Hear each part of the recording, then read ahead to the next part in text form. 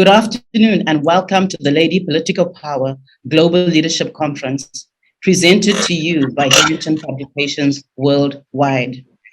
Did you know that there are many women worldwide that are underrepresented in cabinets and parliaments around the world?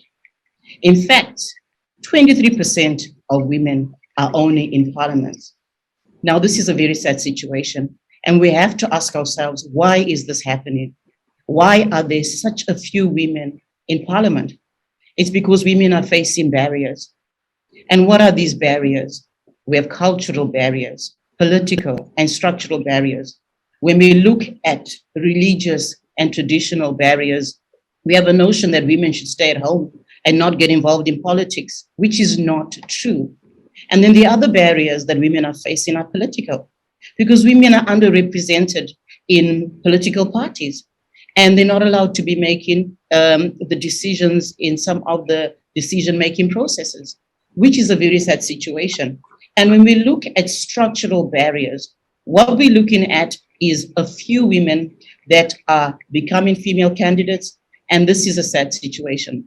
Now, this is why we created this conference, so that we can address these barriers. We've invited powerful global leaders, politicians, to equip and empower our future female leaders who want to get into politics, and to empower them and to let them know that, yes, they can get into this field and they do not have to overcome these barriers in the future.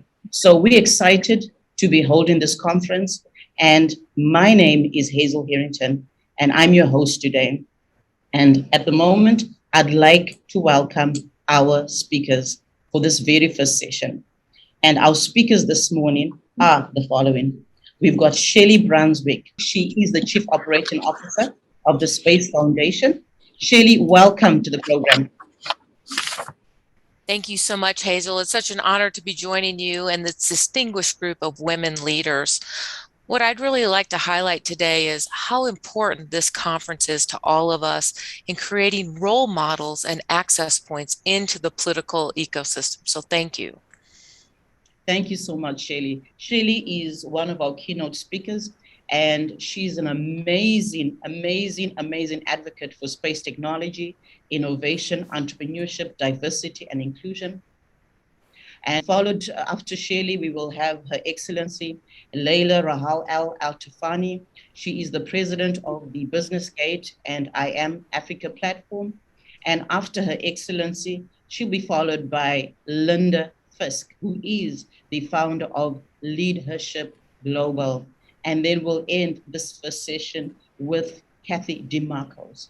Now, we are so excited, and we cannot wait to hear our keynote speaker, Shelli Brunswick, open up this conference. Shelli, the platform is yours. Thank you so much, Hazel. And I'm so excited to be with all these amazing speakers on this first day of the session. And I hope you will all come back to join us again tomorrow. What I'd really like to highlight is, why do we want to encourage women to pursue political careers? And why do we want to inspire them? And why would you want to do it? Because when you become a political advocate, you're able to become a greater change maker for economic opportunities locally, nationally, internationally. And you could do this as a legislator, as a politician, but you can also do this as a diplomat, a researcher, a staffer, a lawyer. So there are many career opportunities to come into to help in the political arena. So what I want to highlight is that, again, there are pathways into this. And what we need to do is highlight in kindergarten through 12th grade and in college, the programs that women and other underrepresented groups can follow in legislative studies, in political science, in research and analysis, in law, that allow children around the world to pursue careers in policy and international relations, political science, candidates, legislators, researchers, subject matter experts. There are so many opportunities for our listeners today to become part of the political process and create the change we want to see in the world. And what we need to do together is provide resources, role models and mentors. You're seeing some amazing role models and mentors today on this program. And we need to work together through a workforce development roadmap of awareness, access, training, connecting, and mentoring. This program is a great way of creating awareness, and then we need to work together to create access points, the training, connecting through amazing organizations like the UN, Space Generation Advisory Council, Women Impacting Public Policy, and more. We need to help create leadership programs for women, because many times women and other underrepresented groups don't get the same opportunities as others to learn leadership in kindergarten through 12th grade, in universities. And so we need to create those leadership programs to level the playing field. We need to advocate for more women and underrepresented groups in the political arena. And then we need to highlight success stories and how people overcome obstacles. So there's a lot we can do together, and that's why we're having this program. So what I'd like to do, Hazel, is I'd like to open up for a question or two if there's time. Oh, thank you, Shelli, for that informative speech. And I absolutely agree with you that we need to be educating more of the future leaders, be it in school, on leadership. So the question I have for you, Shelli, is that right at the moment we are at war and the situation is dire. Now, do you think they would have the same situation if we had a female president? That is a really interesting question. I'm not, one of the things we always say, it's always hard to prove a negative. So we don't know what the real results would be, whoever the president would be of the US, because ultimately it's not necessarily the US that's leading this engagement. It's really the Russian society and one political power there. It's not the people of Russia. So what we have to do is, are we using all the diplomatic and political tools that are available for the world to work together? The UN, NATO, other organizations that can partner to create the world we want to live in. And again, it's a battle of wills. And what I mean by battle, not what's necessarily taking place in Ukraine at this moment. And I know some of our speakers are in there right now working with refugees in the activities that are taking place in Ukraine. So I look forward to hearing their message. But it's really, how can we work together as a community, as the world, to say, this is not acceptable. This is what we will not tolerate. And this is one instance. War is definitely one instance. Poverty is another. Inequality, climate change, sustainability. We can all work together. And that's why it's so important for your listeners today to look at the opportunities that being in the political arena provide, whether you're the candidate or the politician, or you're in public policy, or you're a staffer that supports legislation, writes legislation, researches legislation. There's so many opportunities to be part of the change we want to see in the world. Wow, I love that answer, Shelli. Would you run for office? Absolutely, because I want to be a change maker with all these fantastic leaders on this call today, on this Zoom. And it's going to take every one of us running for office at local, national, and international level to create the change we want to see in the world. Thank you so much, Shelli. I'll tell you this, I'll definitely vote for you, and I know everybody on this platform would vote for you. Well, thank you so much, Hazel. I'll vote for you. And I'm going to share with everyone that, you have an amazing book, and I can't wait to for you to launch it. And I want to let that cat out of the bag a little bit, but you are amazing in creating the change for the world. So thank you for what you're doing to make the world a better place. Well, thank you so much, Shelli. So the cat's out of the bag. I have a book coming out soon. It's Lady Political Power, and it's going to launch in March, and Shelli's been the forward. So look out for that. Okay, Shelli, thank you so much. That was an amazing speech. And how can people get in touch with you, Shelli? If they want to invite you as a speaker, get in touch with you for anything that relates to this topic.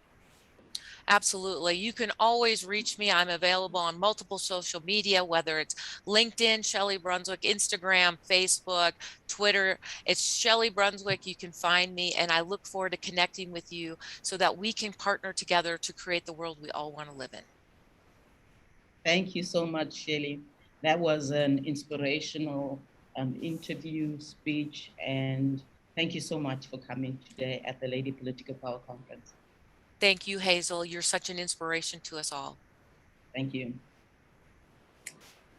Okay, and there you have it. If you've just joined us, You've just tuned into Lady Political Power.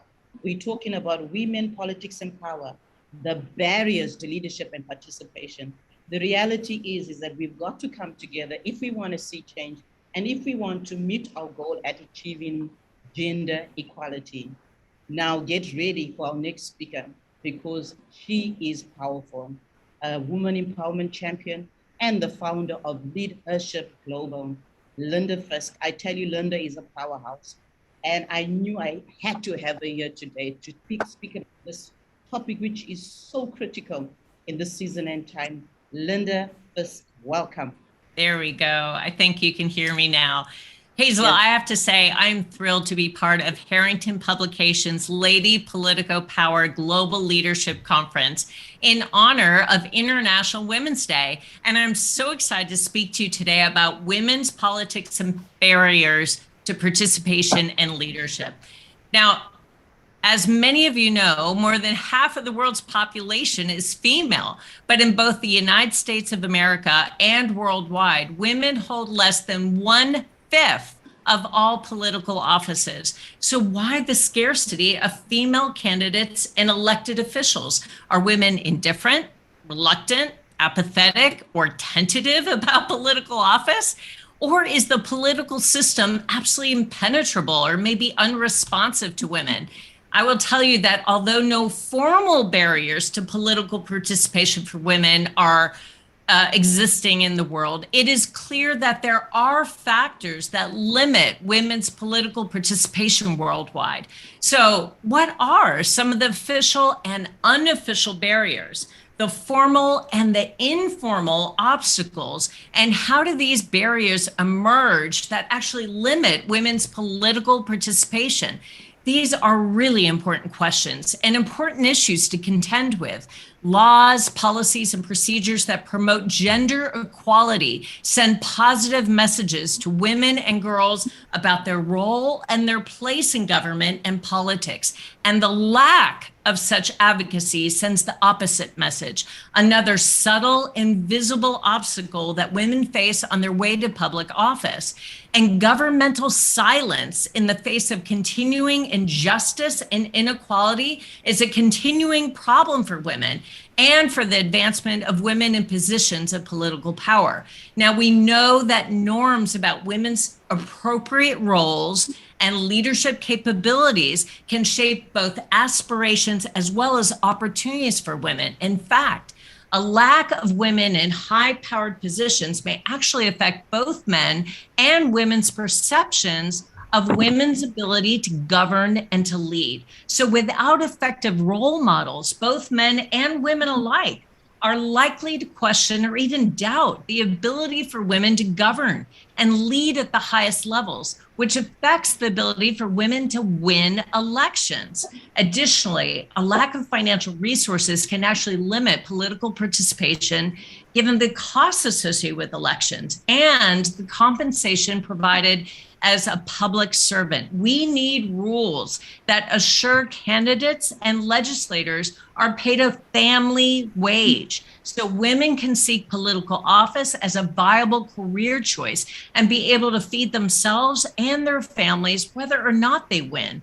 In addition, elective office, even at the entry level, can be around the clock work with constant travel, evening events, late night sessions. So if we genuinely want a more diverse set of elected officials, we need to offer better job conditions for those in political power.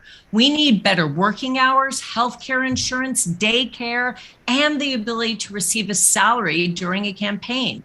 Family-friendly work hours need to be built into a country's political institutions in order for more women to gain political power.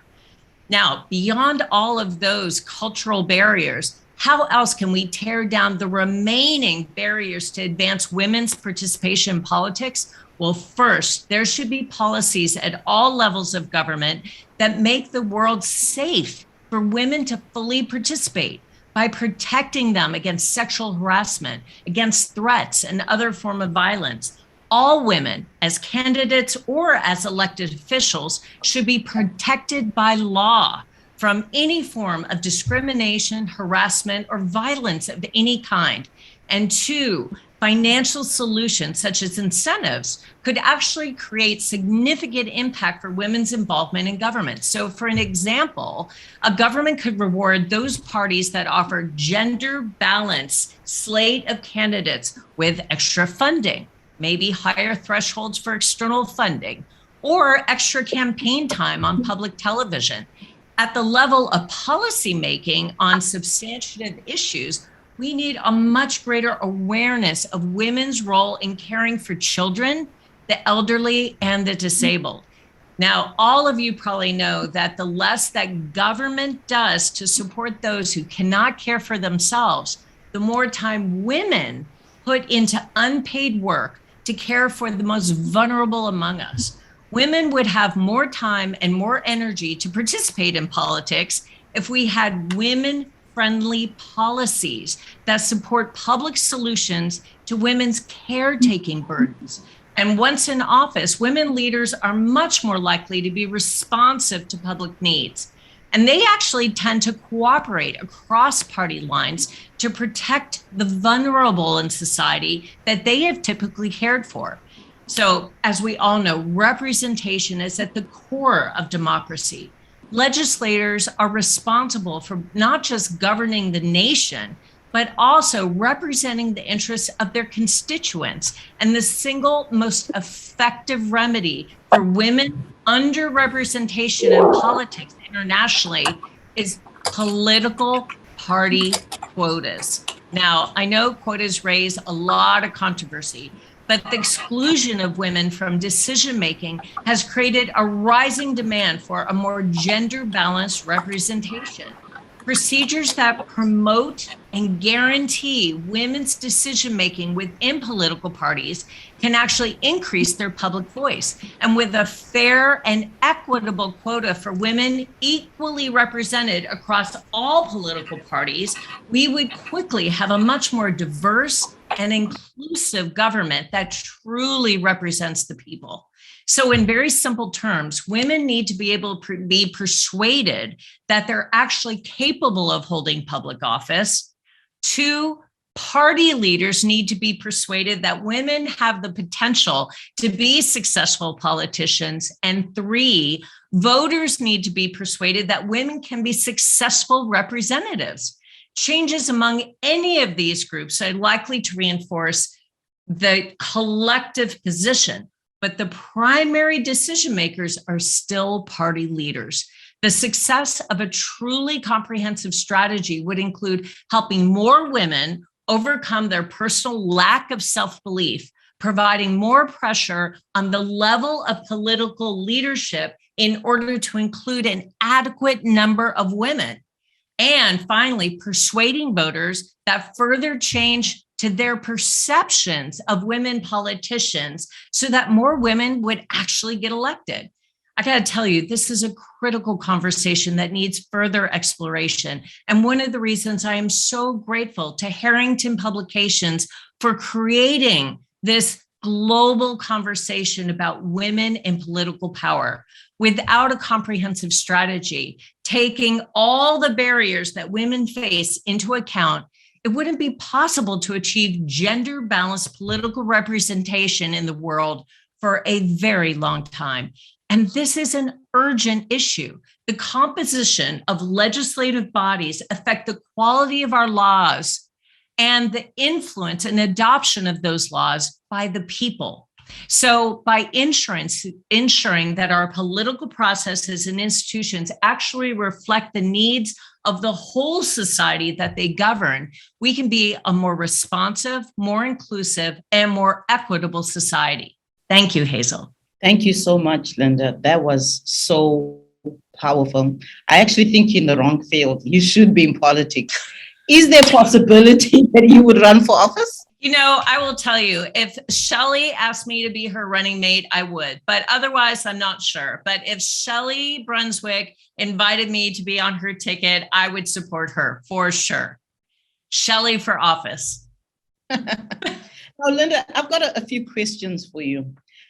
Do you think that the United Nations is doing enough to protect not only women, but all politicians as a whole, because it has been horrific in the past few years. I mean, we've got all these campaigns and people are being captured, kidnapped. It is just, I've got no words for it. What are your thoughts? I will tell you that, I mean, certainly over the last 10 years, I think we have seen a rise in crises that span from humanitarian crises to climate crises. And I feel as though the leaders of every country have been challenged and taxed in ways that we can't even comprehend.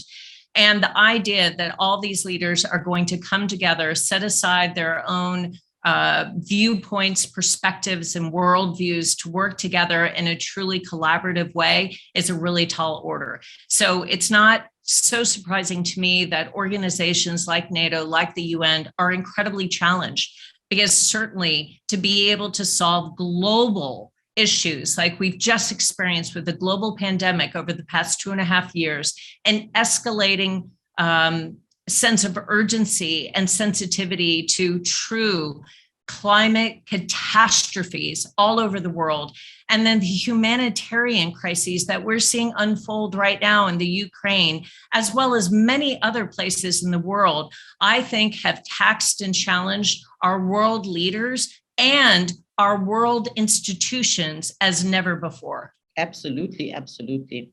And the reality is that more needs to be done, and that's why we're here.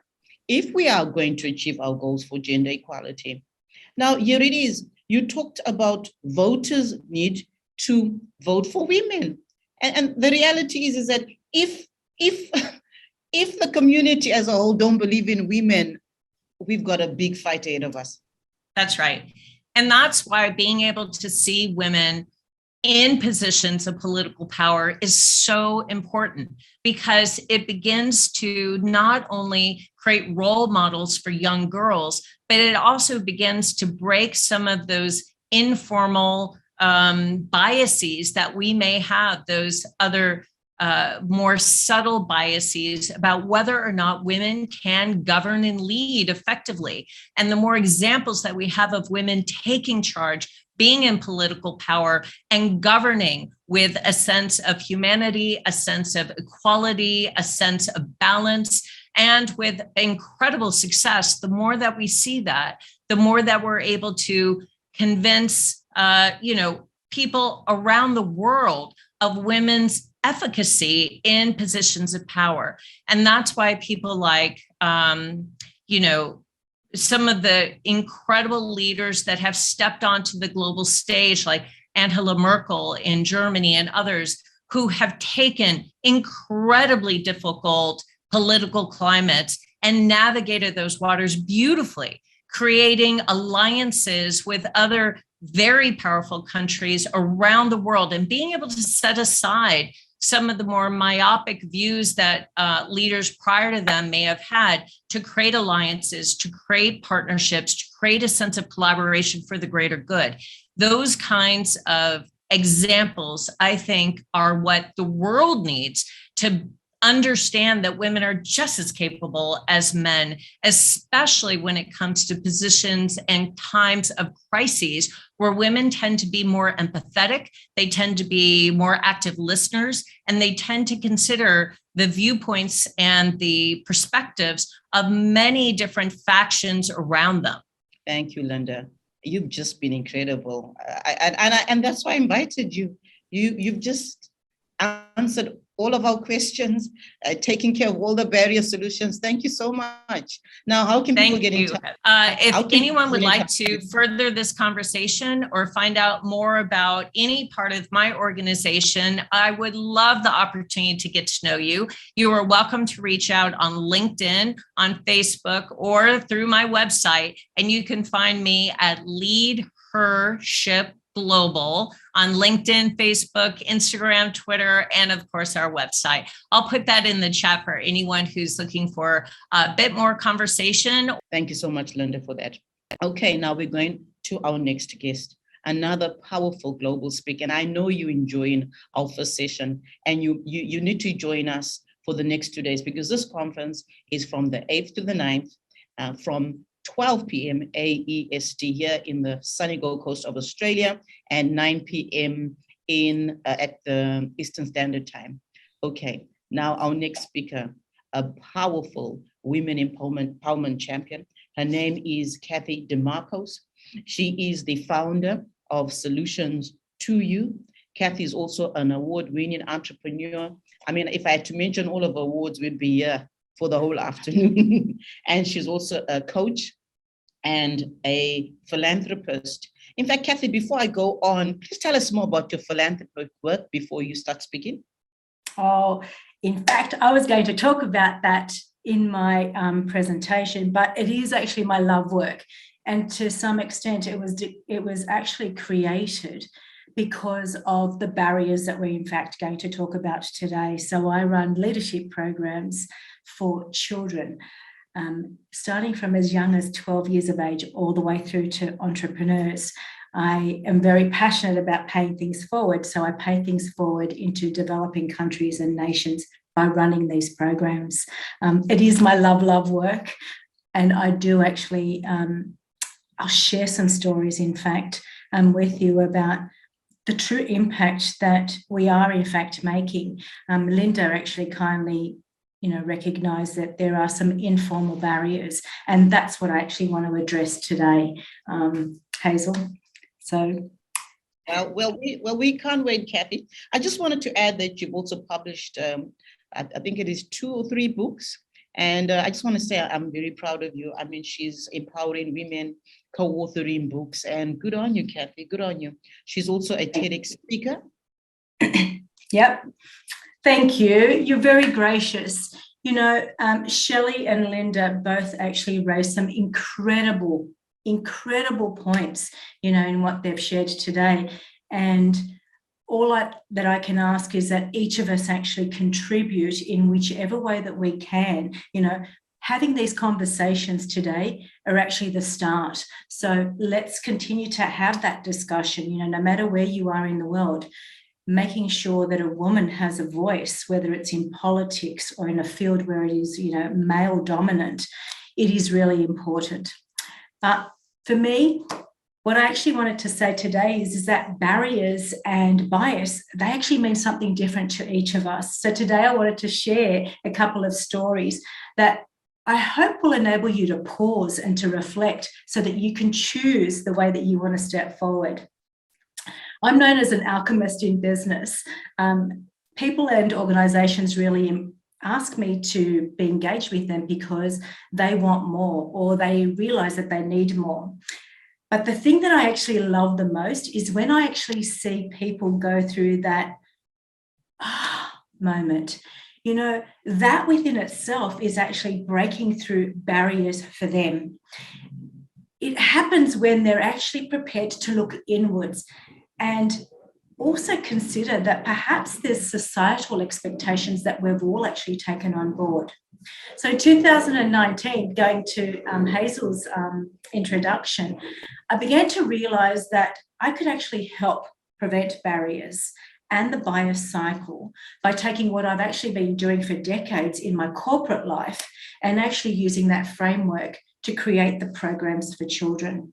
See, my business is actually focused on paying it forward. So why not actually ensure that whatever it is that we've learned is now actually put into place so that our future generation can actually create a different path to shape that better tomorrow. Now, Shelli actually used those words earlier. Shaping a better tomorrow is what we're actually here to do today. So I want to share this story, and this actually came out of one of the programs that we ran in Dar es Salaam in Tanzania in January this year. This is a story of a young girl called Liddy. She's 12 years old, and after actually finishing one of our 4-week programs, she shared some of her actual feedback. And what she shared was that she took away 4 key learnings that actually resonated for her as true leadership qualities. And this is what she shared. The first one was actually around reflection. She said, you need to be able to reflect on yourself. If you know who you are and what you stand for, it means that you're actually able to lead yourself before you start leading others. The second thing was understanding balance. You need to be able to, I guess, look at things from different perspectives, is what she said, and then understand who else is around you. The third quality was self-confidence. She says, when you know who you are and what your strengths are, you're then able to be authentic. And more importantly, you're actually able to recognize the strengths of others around you. And the fourth quality was genuine humility. She says, sometimes leaders actually forget where they've come from. So it's really important that they recognize their past as they step forward and actually rise. And as I sat there and listened to this 12-year-old share that, it dawned on me that what Lindy has in fact done is identified that she's able to break through barriers by valuing herself and looking inwards, and then taking ownership of what she was going to do as she stepped forward. So you see, we all have the ability to actually take back power. We don't need to wait for society to tell us what we can and can't do. By being conscious and actually being intentional in the choices that we actually take and step forward with, we look at things through a different lens. You know, today I am incredibly honoured and privileged to honestly be amongst these incredible women trailblazers. At this conference over the next 2 days, each woman is actually daring to be different. They're daring to have a voice, and more importantly, they're actually saying, and why not me? How powerful is that? Why not you? That's the message that each of these women are actually sharing with us. And the second story actually came only on Sunday. I was sitting in a blessing service for a young baby, and I was listening to this young man talk.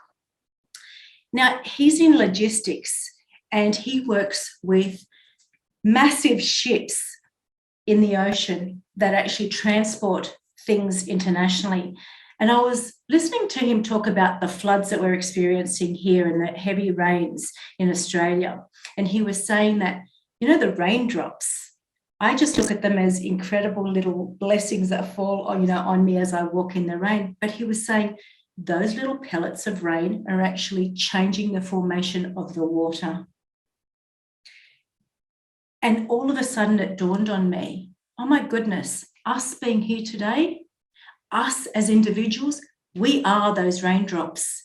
And those ships that he's actually maneuvering out in the ocean, that is policies, the old barriers that everybody has actually put up around us. We thought that they were unmovable, but guess what?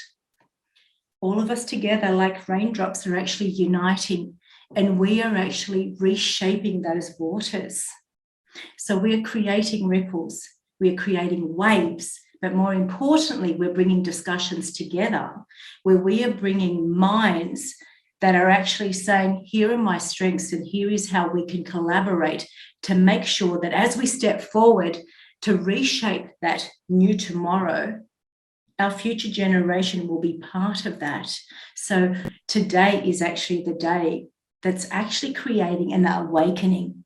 So as a collective, no matter where you are, recognize that those charted waters that once were known by these, ships that were unmovable are now actually in waters that are uncharted, because we have created a ripple effect and we can bring about change. And that means that we have to let go of those tight ropes that once were, because they're going to actually break if they don't.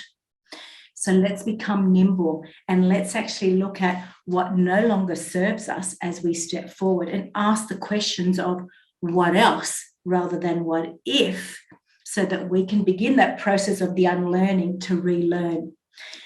The more that you actually hear the stories that these women are actually going to share with you over the next 2 days, allow the raindrops to actually fall into your ocean of knowledge and allow them to be new skills, new tools, new relationships that will actually form and shape a better tomorrow.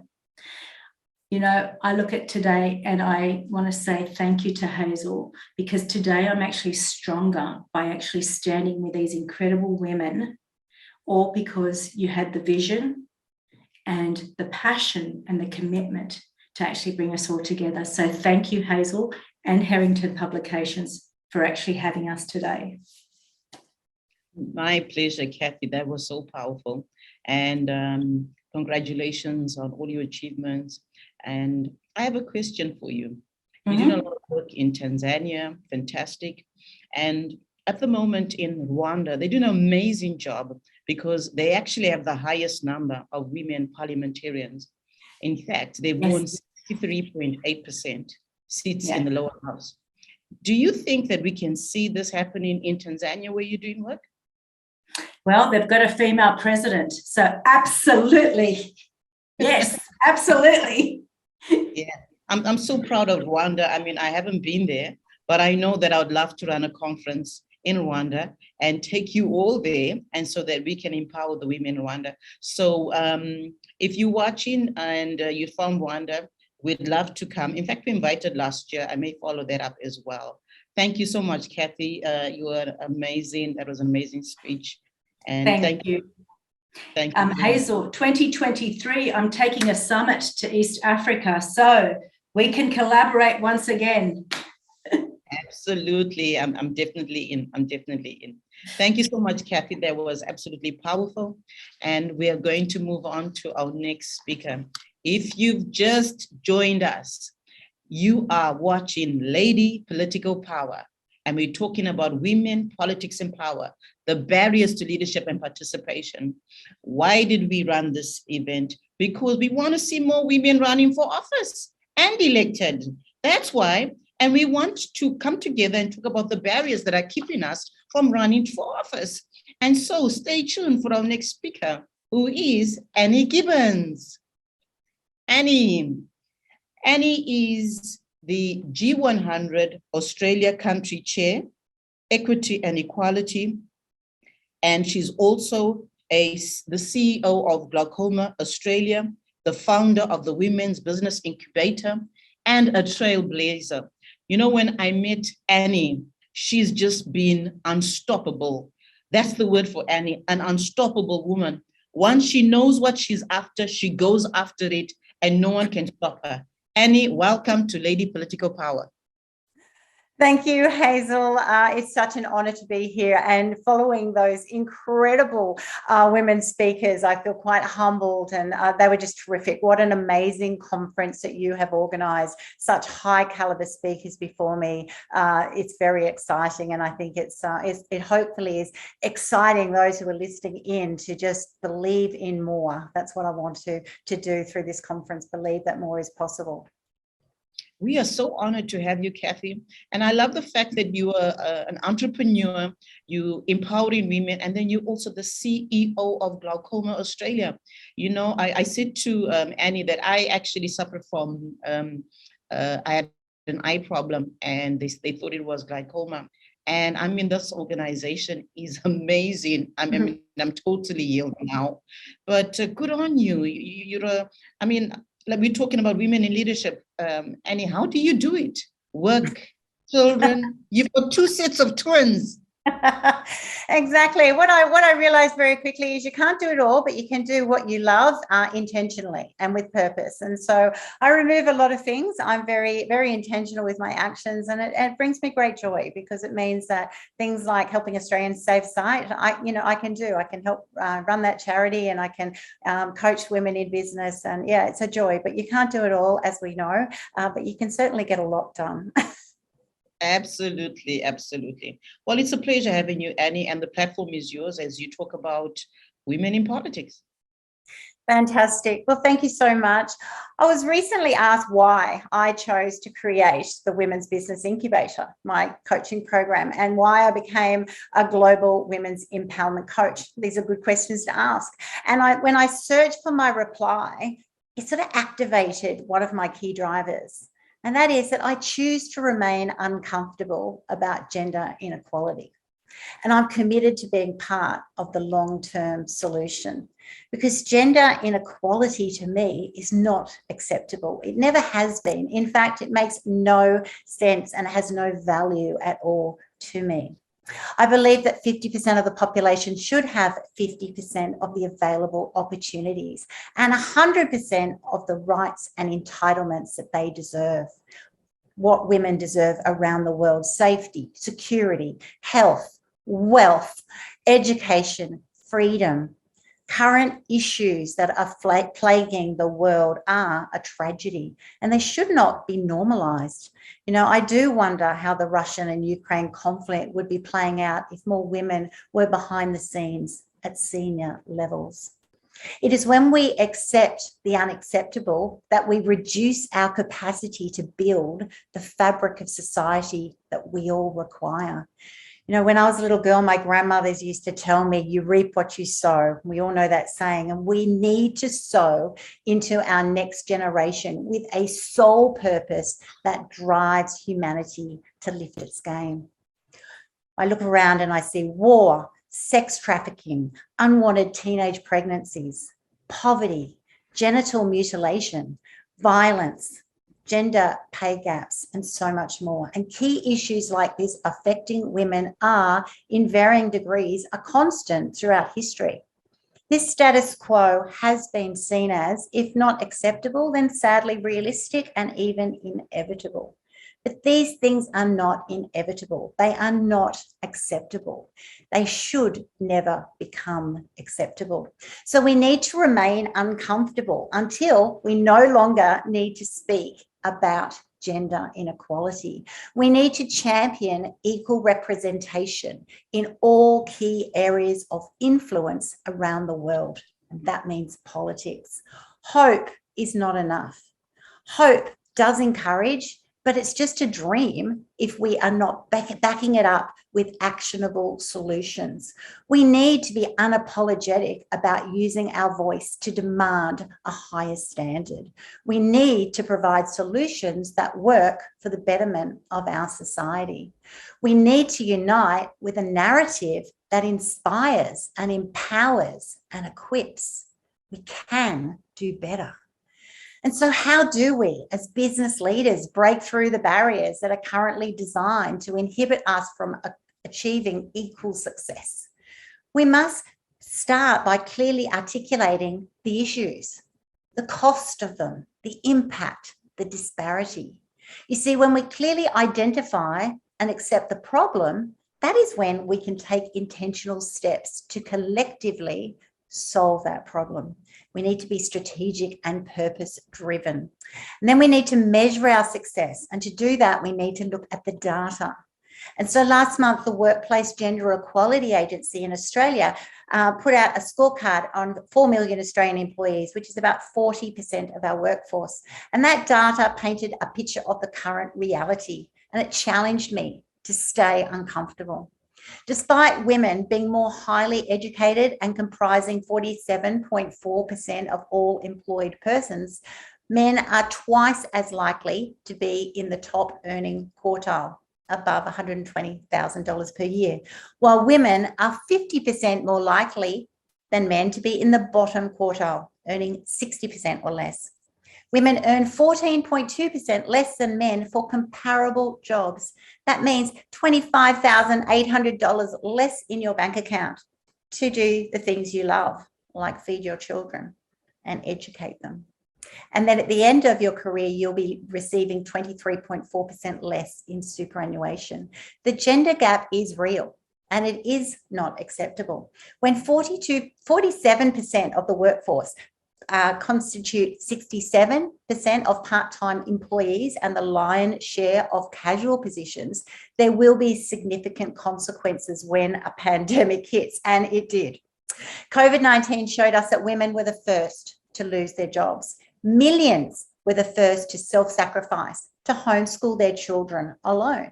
And while managing the obvious challenges, oh my gosh, imagine me with my 5 children, domestic violence also rose 4 times higher than it was 5 years ago. We need to remain very uncomfortable about this and the pressures on society. When your income, opportunities, and spirit has been impacted so significantly, it makes it extremely unlikely that you'll be mentally and physically prepared and positioned to influence positive change. And that's what we need to be in positions of power and influence. Maslow taught us that you cannot operate at your optimal capacity when your core needs are threatened, and they are being threatened. So while we need to celebrate the progress we have made to reduce the barriers and biases that have negatively impacted women's rights, and I often reflect on the times that my grandmothers pioneered, and I'm so thankful for the improvements that we have made. The world is still missing out when 50% of the population is not represented when decisions are being made. Important decisions, global decisions. We need women in leadership positions so their voice can be heard and their value recognised. Yes, we want to be equally represented in boardrooms, particularly the ones that matter. But more than that, we want to be equally represented in chair positions and executive positions, targeted positions of power and influence. Only 18 women are among the CEOs of Australia's largest 300 companies. That's 6.2%. The Sydney Morning Herald, our national newspaper, recently reported that only one woman was promoted to the role of chief executive out of 25 appointments at Australia's largest companies over the past year. This is a sign that post-pandemic, the gender equality issue in the professional world is actually going backwards. And so now you see why I created the Women's Business Incubator, which helps women to start up and scale up and dominate in business and to be supported every step of the way, to have cheerleaders, accountability partners, role models, to ensure that they'll be well equipped to be positioned in those positions of power and influence at all levels of decision-making globally in the future. As a mum of 5, including 2 sets of twins who navigated 3 degrees while raising a family and building my career, I have walked a very challenging path to C-suite. And I assure you that we can all do it better. I choose to let the wounds that I've had become my superpowers, to empower women to value their worth. And we do this by speaking out, by providing workable solutions, by supporting each other to ensure that our foundations are strong and that our voice is unified. There was a recent study done by the University of Chicago that was looking into the 2 major reasons why women were underrepresented in politics. And the first was election aversion, or women just didn't want to run. Now, do we wonder why, after listening to the first 3 speakers? What a challenge it is to be able to put yourself into an environment with those hours and the attention and the abuse and the lack of support that you get. It doesn't mean that we shouldn't do it, but this is why women don't run. The second is voter bias that was referred by another speaker against female candidates that they believe still exists. And I think we all agree it does. And I can tell you there's so many more factors, but data captured by the UN Women suggests that at the current rate, gender equality in the highest positions of power will not be reached for another 130 years. So we need to act now. Just 13 countries have a woman head of government.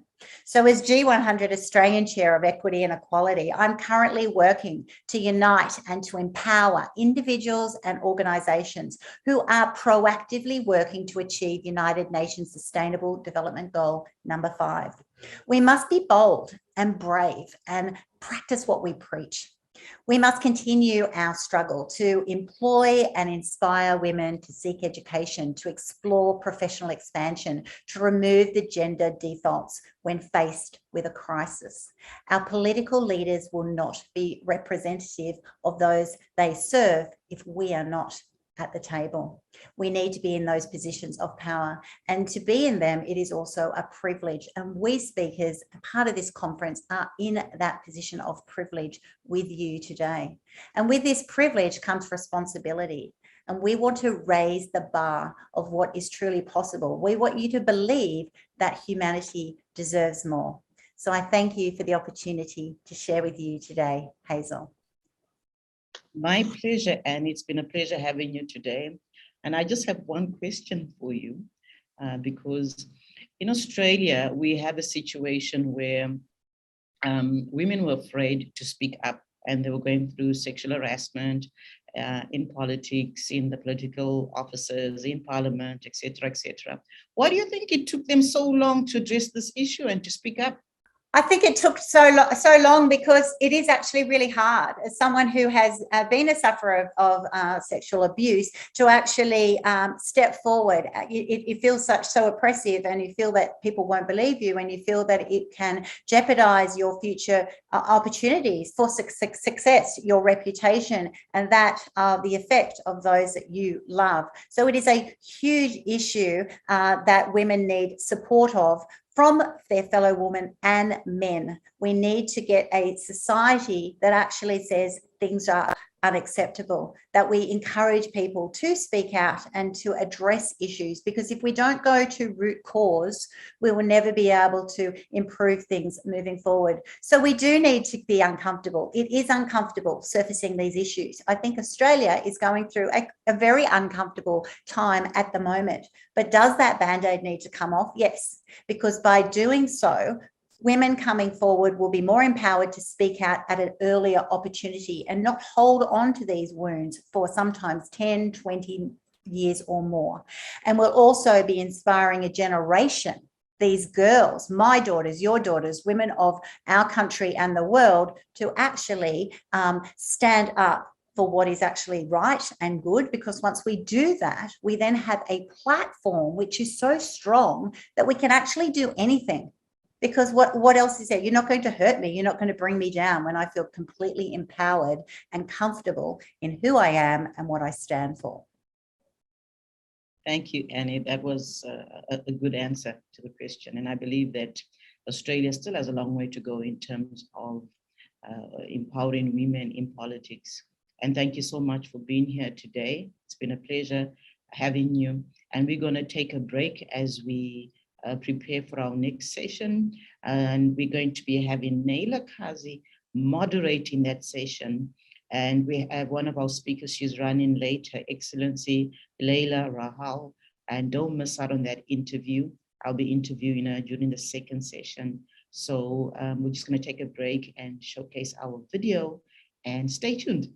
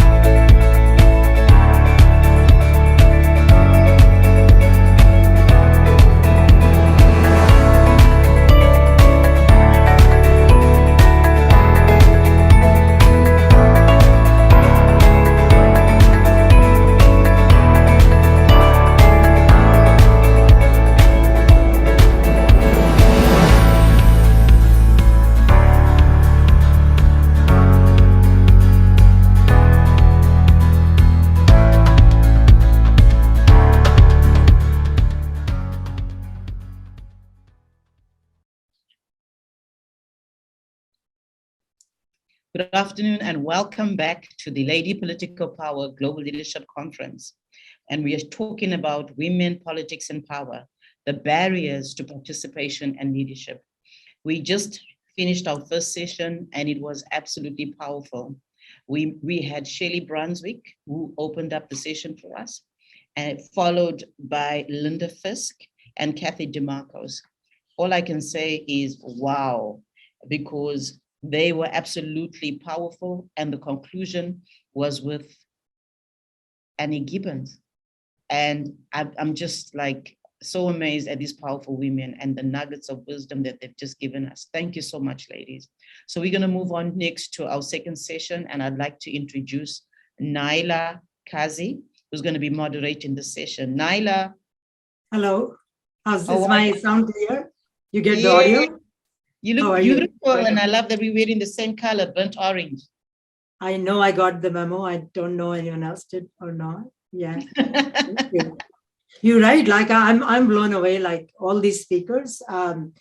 It's very late in Canada. You know how we are opposite time zone, but it's so much energy. And thank you so much, Hazel, for having that platform. And like it feels like a family from like last event up to now.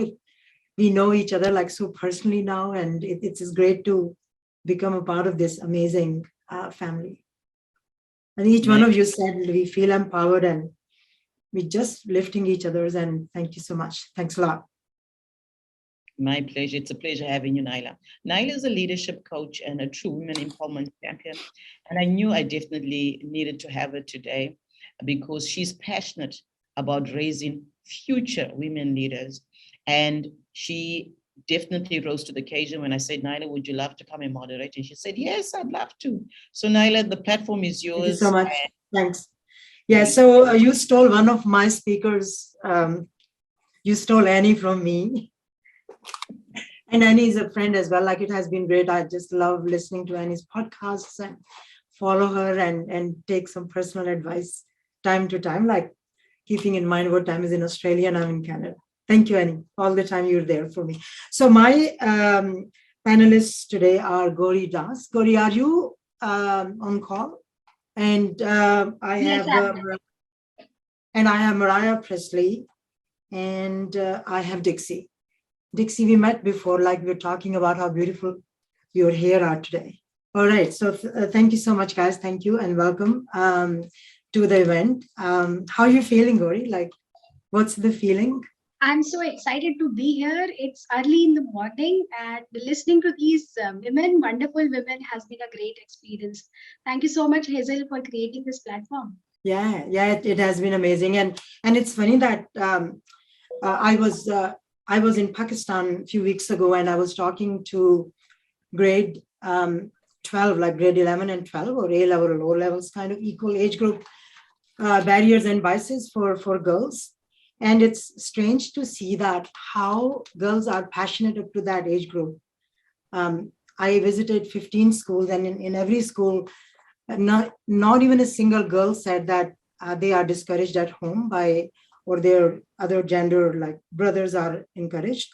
All these girls are highly encouraged. But what happens, like once they leave high school, I don't know, you observe that in India, like we observed in Pakistan, it reverses. I think they are not encouraged really to take the path forward from that onward. So lots of these points which Shelli has discussed, Linda and all the other ladies have been talking about. It's so strange that we're talking about here, like I call it developed world and rich countries, but we have the same discussion a week ago there as well. So these are universal issues, like these are barriers everywhere, like it has nothing to do with which country you live in. It's the same discussion. And the same solution should work all women and girls. And then we have the same issue as well. Like our women population is almost 51%. And how many have access to all those opportunities?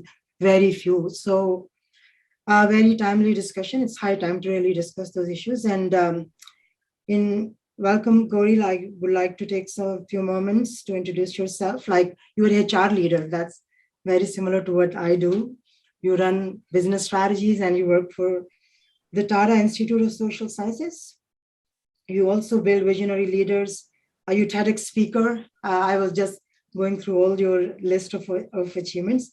And one thing which I really wanted to ask, possibilities leadership, like what's that like and how do you do it? How do you achieve those results? So welcome to the panel, and let's see our other guests have joined the call yet.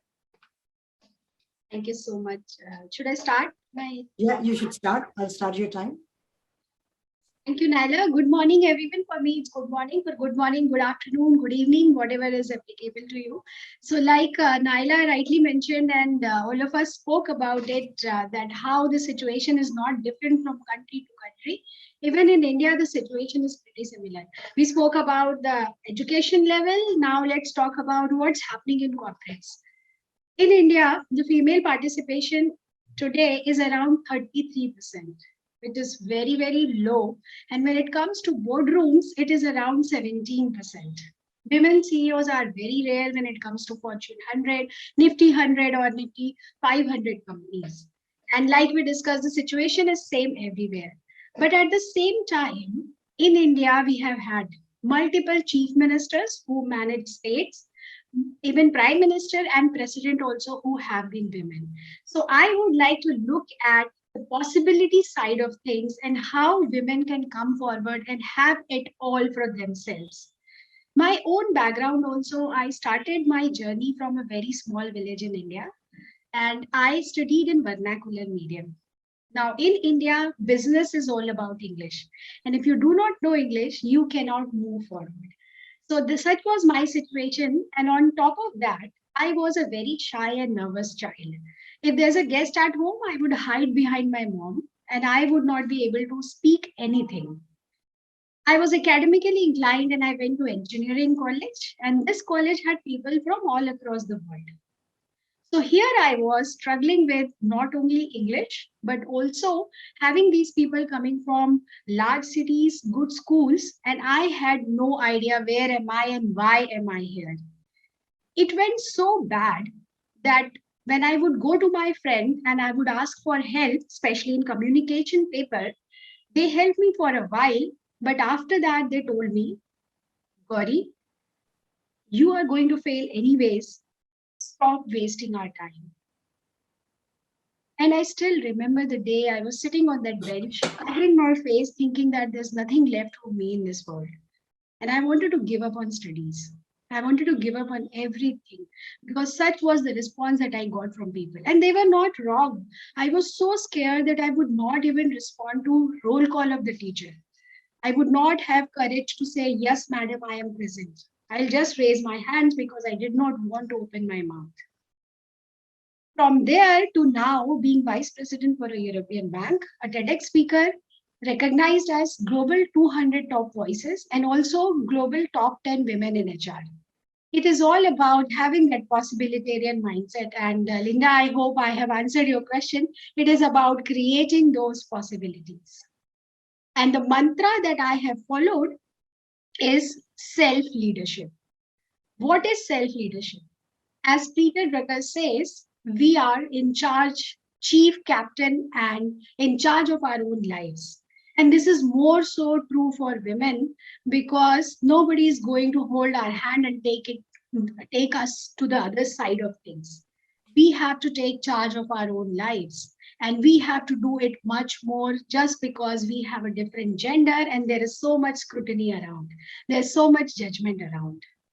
Now, how do we achieve this self-leadership which helps us become limitless? Number one, self-awareness. We must know our own selves.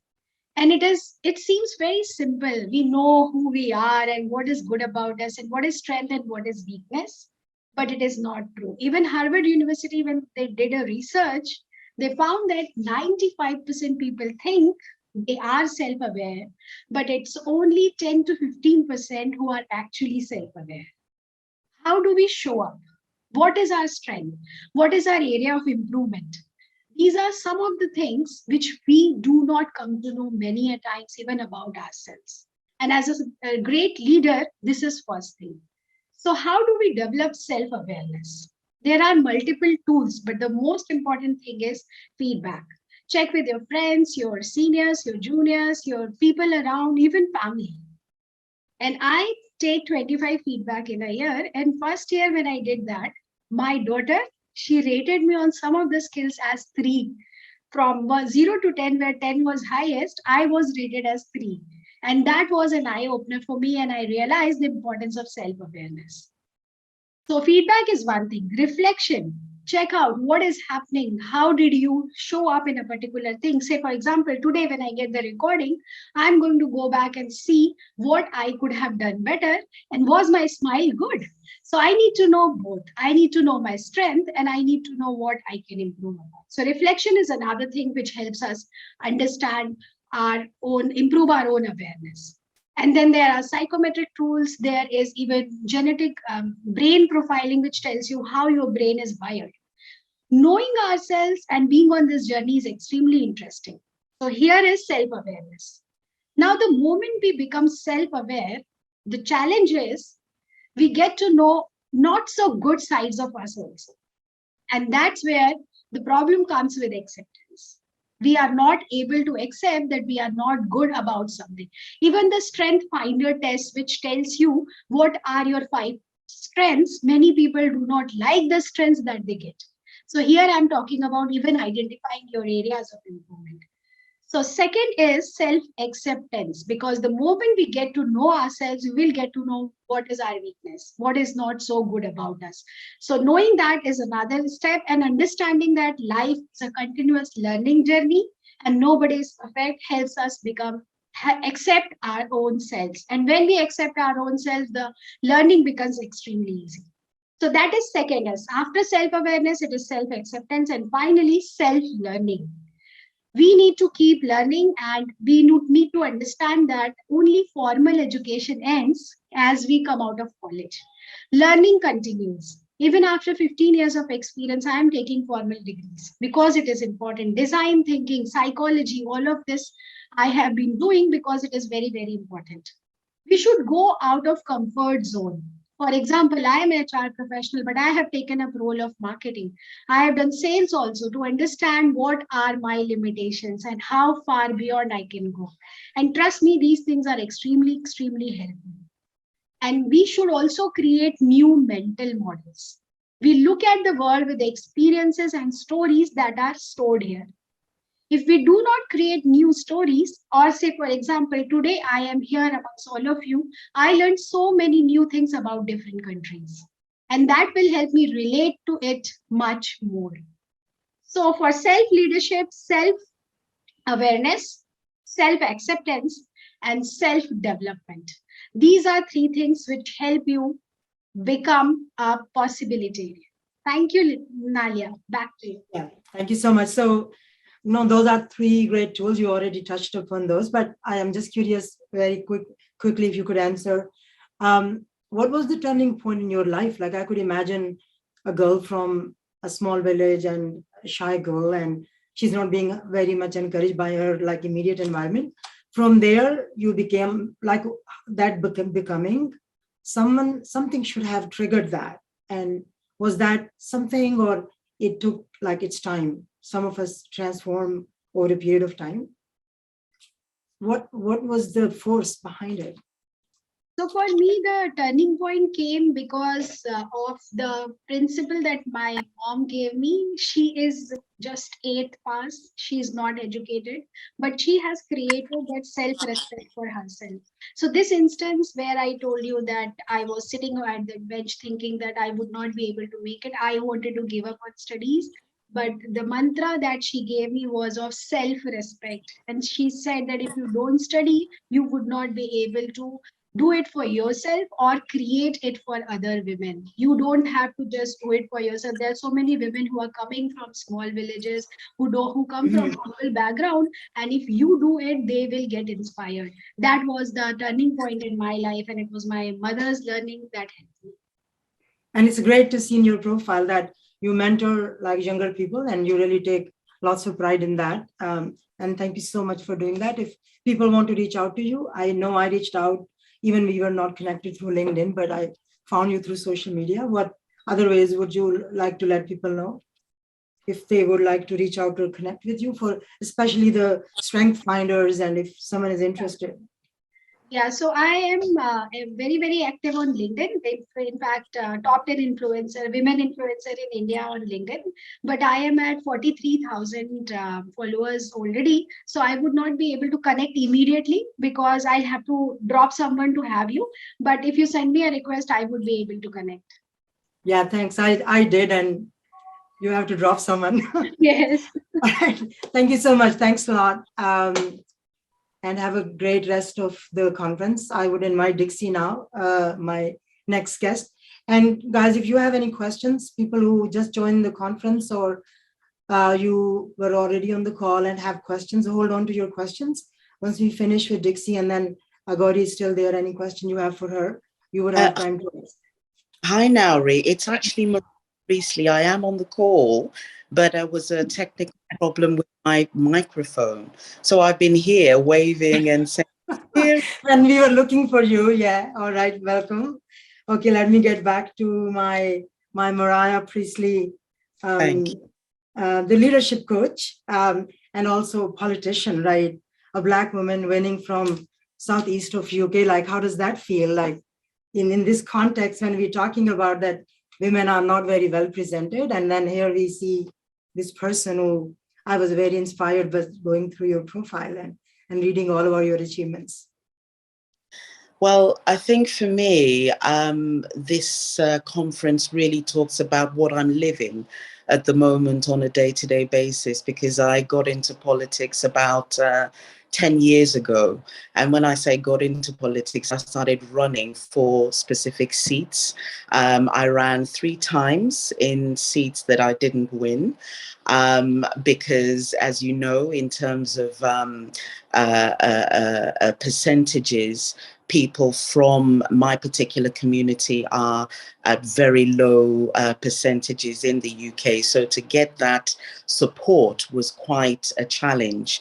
But I'm very happy to say that after my 3rd trial, I now occupy an elected seat in the UK, and very, very glad to be speaking to you as an officially elected politician. So I think I've lived a lot of what some of these powerful ladies were speaking earlier, and you know, very honored to be sitting in this environment.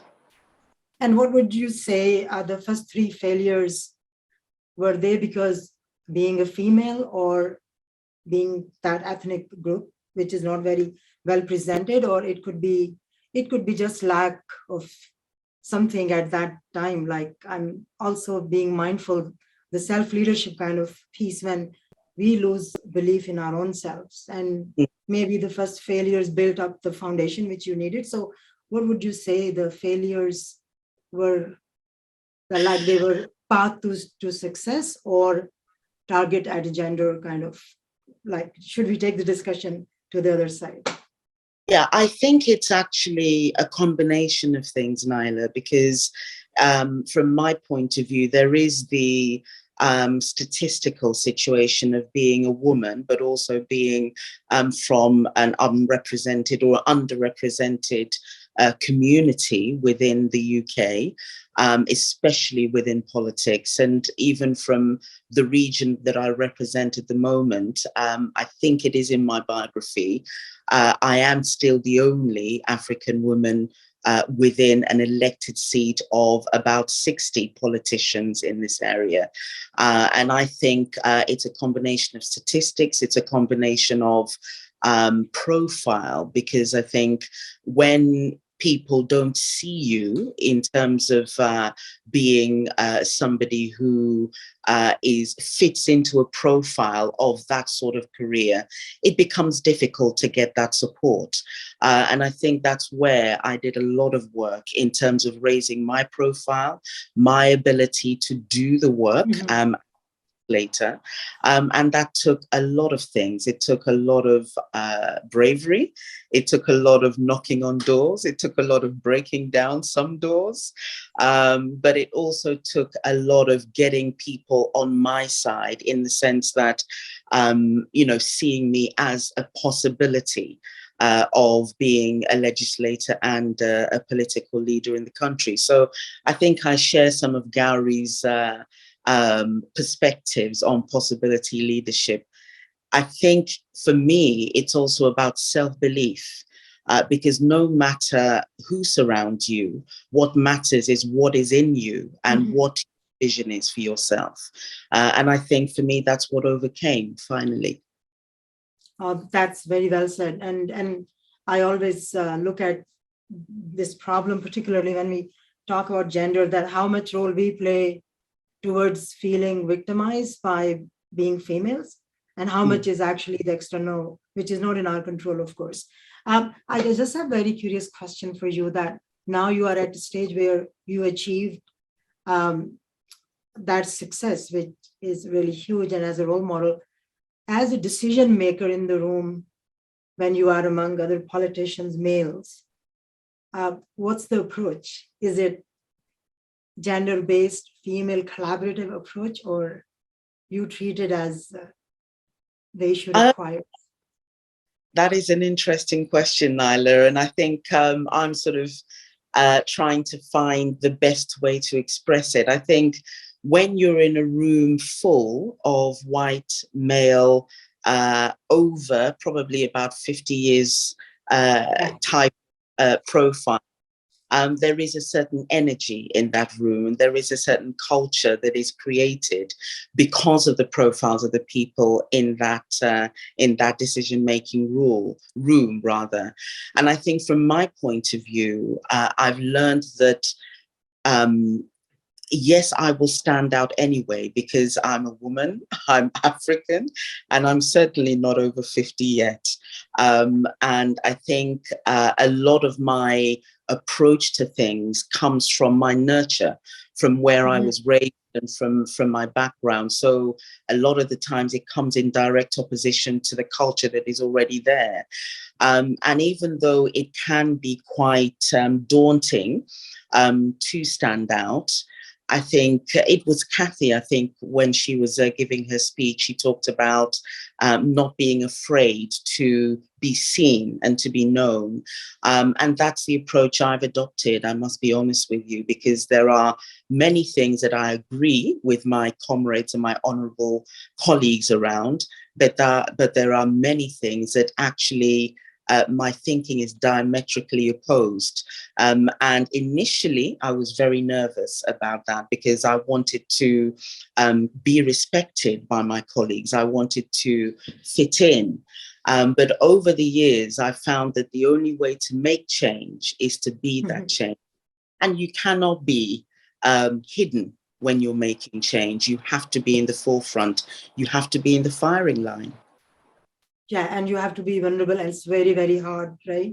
Someone else, I think Cathy and Hazel were talking about why it takes longer for women to come up, like to share their lived experience.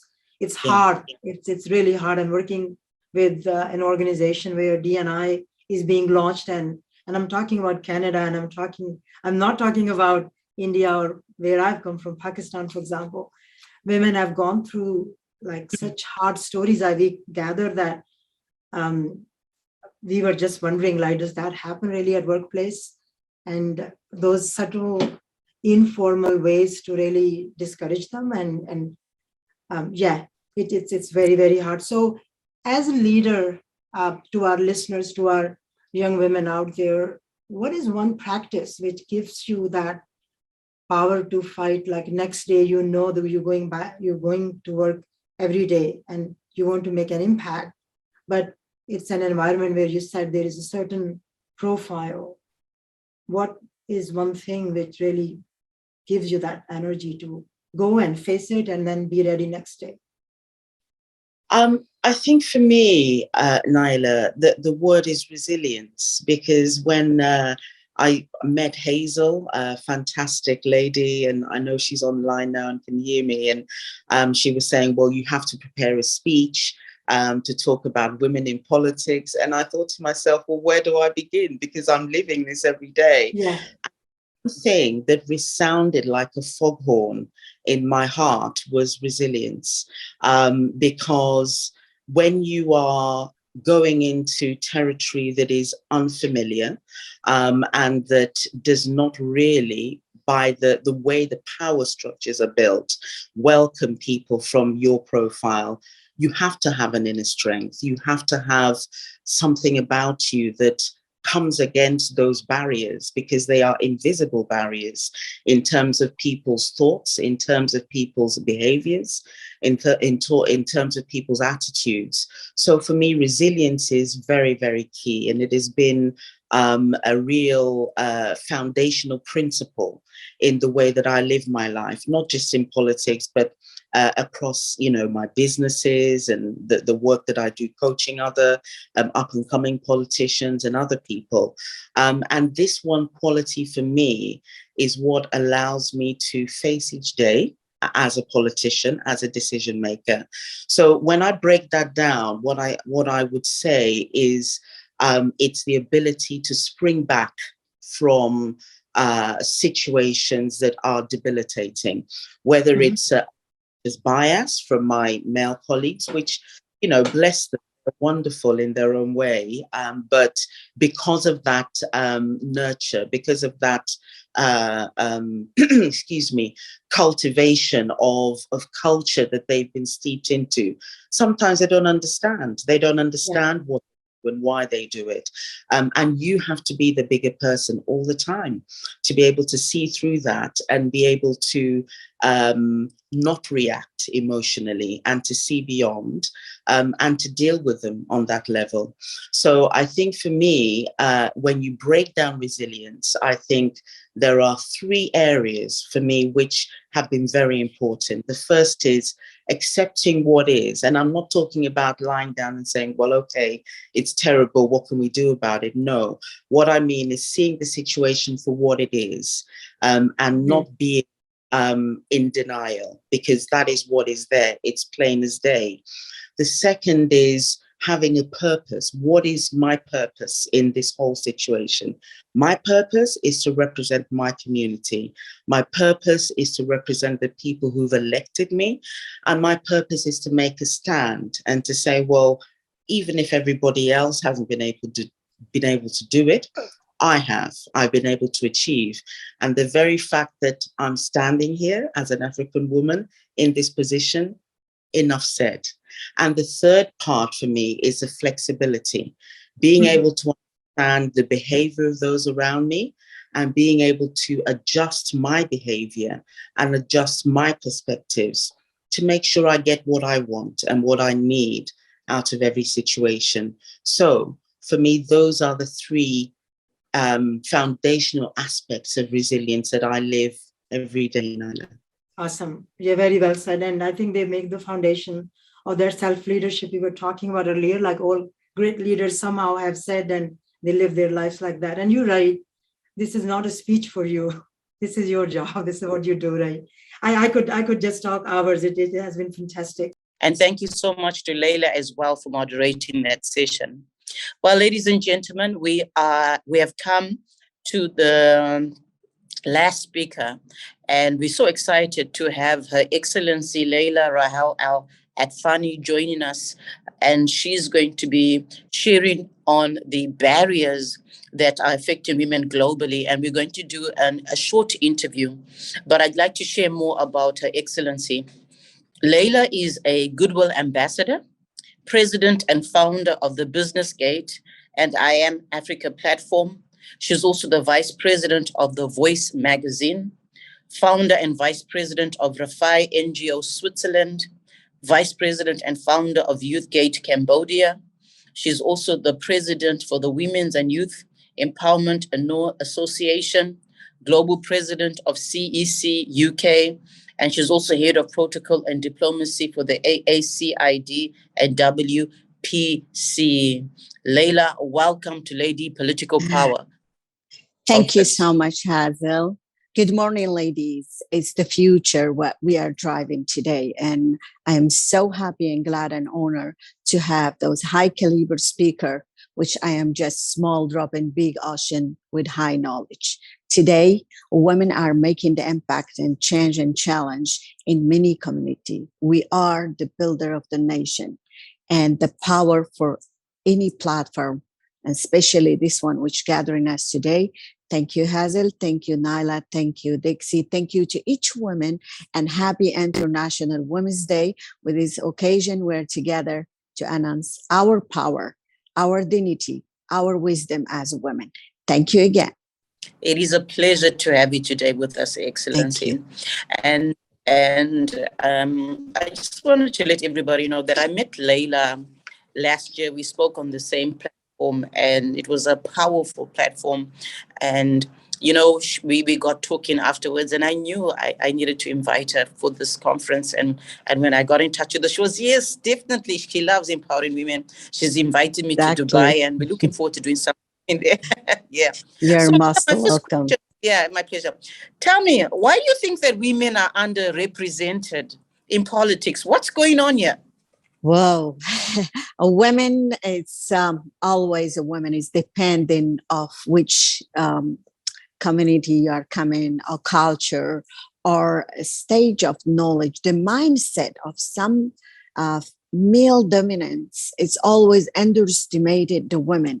Even though United Nations goal is being made for women empowerment, youth empowerment, child and equality gender, it's not being fruitful everywhere. There is still a lack, and there is still spot in some part in the earth which a woman is underestimated, either due in her committee or in the politic.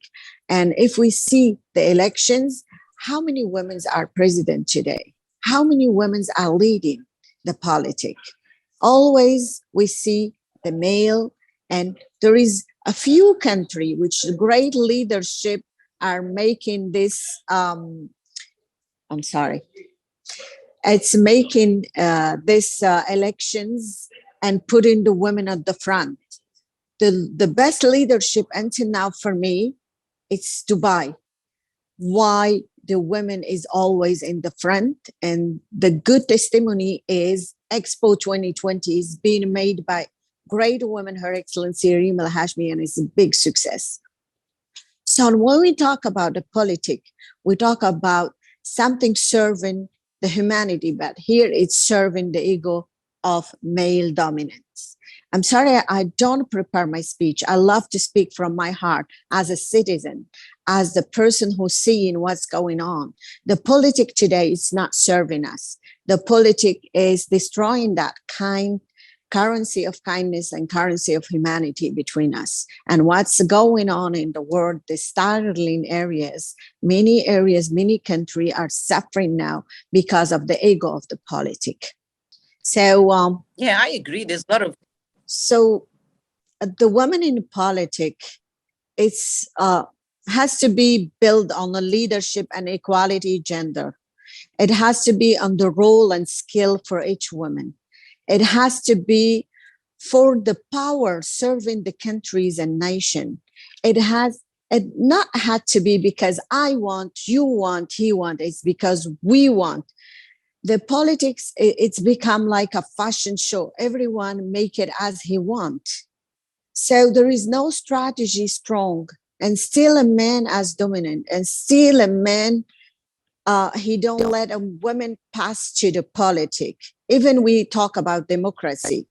In a politic, there is no democracy. The man has to be a mentor and has to be the one who's guiding a woman. But today is the woman is the advisor of the politicians. On the backside of the curtain, we see a lot of women supporting a politician and supporting a man dominant. But we have two lacks on politics, flexibility, and let the women lead, especially in certain country where there is a culture lake and blocks, and there is a religions issue, and that it's challenging now many women to fight for her rights. We have still this barrier for leading with the politic. The benefit of gender equality, that it's serving just the humanity and serving those goals of sustainable development today, but it's not serving the politic.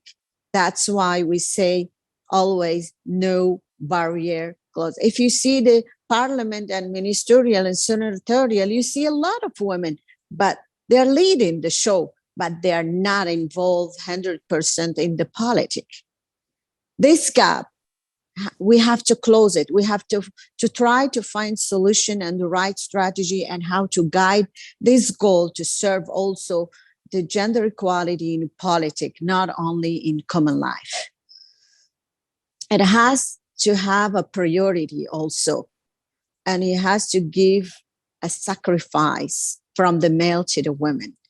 It's not easy to be politician. Sometimes we use our values, we lost our value and our self on the politic. The politics is being made to serve humanity, but today is serving the ego of the human. We see women are leading, We see women upgrading beautiful platform, discussing issues, finding solutions, and making this world better. But still, a lot of barrier. We cannot allow the women to break it and to go to the politics 100%. Only few women are there, strong women. I don't want to give example, and even there is many women lead the countries and strong country for 16 years, but in the last 2 years of them leading as a president or prime minister, they've been wrecked by a man. So today we have to make a big vision, mission, and goal, how we're going to be involved 100% in that politic. So there is a lot of things to talk about it, and the politic is big ocean when no one know what it is inside. And if you go deeply, you will face problems, obstacles, you will fight against a lot of people. So for me, I'm not a politician, I'm humanitarian. I love humanity more than the politic, but we are obliged to be in the politic because the politics is made for them and we have to follow the rules. Thank you. Thank you so much, Excellency. In closing, if you were the president of Dubai, what changes would you make? I mean, would you even go to war? I cannot say to you, but if I am, there is only one leader and he's a great leader. I'm not made to be president. I'm not made to be in the politics. And if you're talking about Dubai, is the greatest leadership never happened in the world. And it's only one edition and one, His Highness. And it will be not another one can fill up that success has been made. So this question, I will put it on side and I will tell you, I'm not made to be politician. I'm made to be humanitarian, to sell the currency of kindness and humanity, because we love as a mom, as a sister, as a woman to serve each other. And I would just advise that women, if they want to be involved in the politics, to remove the ego and superiority, to lead this world for a beautiful joy and hope, and to build the strategy perfectly to serve the humanity first. Because in the end, this chair is not eternal for anyone. It's just temporarily. So serve it with dignity and wisdom and transparency. I always say things from my heart. I don't write speeches, because a lot of politicians write speeches, prepare a lot of goals, and in the end, it remain in the paper. In the end, we go by our ego. In the end, we serve the chair where we are. In the end, we follow what they have to tell us. In the end, it is the strategy made to make problems, not to solve them. We have to pass from the ego personal to actions, because testimonies are the only one let you be the greatest. We don't want to be the best. We want to be the greatest. And in the politics, everybody looking to be the best. But some politicians and role model of leadership, they are the greatest, because they build the nation and they think more hundred thousands about humanity and population and how to make them happy before thinking about themselves. And that's why you see in some countries, there is a lot of success and you see them as a role model and safety and security. I always escape from the politics with one vision, because a politic doesn't serve us. A politic make us a problem. Since centuries, all this war you see and this up and down and this problem and losing confidence in politicians, even in election, there is no transparency. In many countries, they say there is democracy. We don't see it. It's come to democracy only when it's serving them ego and them goals. So I don't want to be president, and I'm not fit to be president. And I don't think so. My presidency is in my humanity, in my NGOs, when I'm empowering the youth, empowering the women, and watching out SMEs and micro SMEs, how to grow them business. I think I will fight for the smile in the mouth of the people. I will fight how they can regenerate some money and not asking charity, but putting a sustainability. Today, the world doesn't need this big mansion of politician. I need action. We need a good action to make this world better. That's the point. Fantastic. Wow. Phenomenal speech, well said, and I Thanks love how from you the heart. address the fact. Yes, Thank- yes. And the reality is that we need women to be the decision makers. In everything that you're saying is that we don't want women to be in politics and to have the decisions. That's true. So thank you so much, Your Excellency. And if you'd like to get hold of Her Excellency, she is on LinkedIn. Is there any other way that people can get in touch with you, just in case they want to invite you to speak at the event? First of all, I want to thank all of you. And I thank you, especially you, my sister, and welcome you all to Dubai. And in this day, we say Happy International Women's Day again. And I really did not come here to sell myself and sell my services. My name is just Laila Rahhal, and you can get me in LinkedIn, in Instagram, or you put just lailarahhal.com. We need to collaborate. We need to be one heart. We need to be one hand. Selling services can be in social media, and we can just make our credit card and Google it and everybody know you. But the difference when you make a fingerprint and you make a difference and change and challenge and make the impact and leave the inspiration on others, that the more record for me than the money. Money we needed to live and to survive. But when you make that touch of kindness and currency of humanity is eternal. I love you, Hazel. I love each woman powerful today here. The real politic is to be together, one hand, and to collaborate, not to compete. Because we women, sometimes we have an ego and we fight to each other.